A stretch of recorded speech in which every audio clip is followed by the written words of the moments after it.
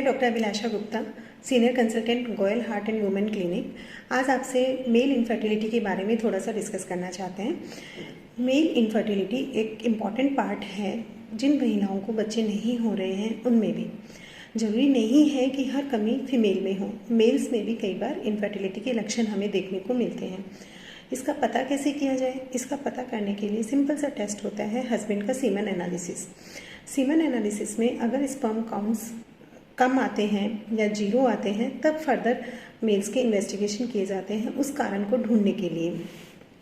जो सबसे इम्पॉर्टेंट कारण होता है सीमन एनालिसिस में सीमन के ना आने का या सीमन के कम आने का या स्पर्म काउंट्स कम आने का, उसका सबसे इम्पॉर्टेंट कारण होता है बचपन में कई बार टेस्टिस जो हैं वो नीचे अपनी जगह पे नहीं आते हैं, जिसको हम अनडिसेंडेंट टेस्टिस कहते हैं।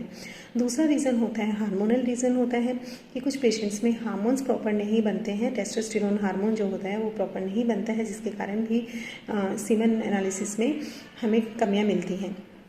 थर्ड रीज़न होता है कोई जेनेटिक डिफेक्ट ना हो।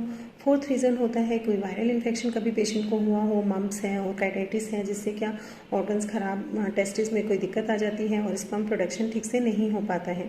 कई बार जो होता है स्पर्म टेस्टिस के चारों तरफ मोटी मोटी वेसल्स बन जाती हैं, जिसकी गर्माहट के कारण भी स्पर्म काउंट जो है डिस्ट्रॉय हो जाते हैं और स्पर्म्स नहीं बनते हैं, जिसे हम वेरिकोसील कहते हैं।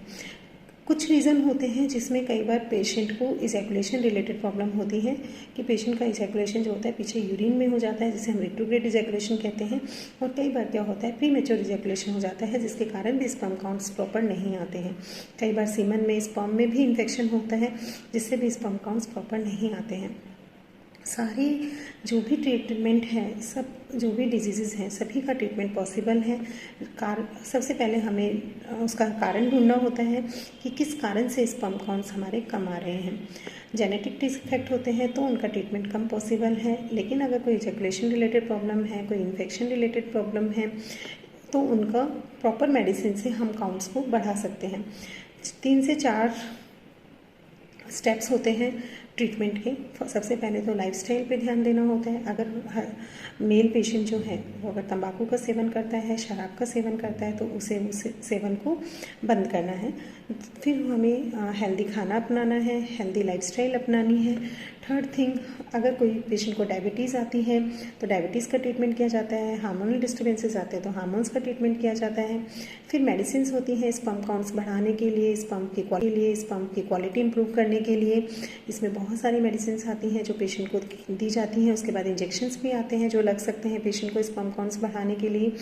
अगर इनसे भी ट्रीटमेंट नहीं मिलता है तो पेशेंट ART यानी कि असिस्टेड रिप्रोडक्टिव टेक्नोलॉजी पे भी जा सकता है, जिसमें पेशेंट के स्पर्म्स को डायरेक्ट लिया जाता है टेस्टिस से।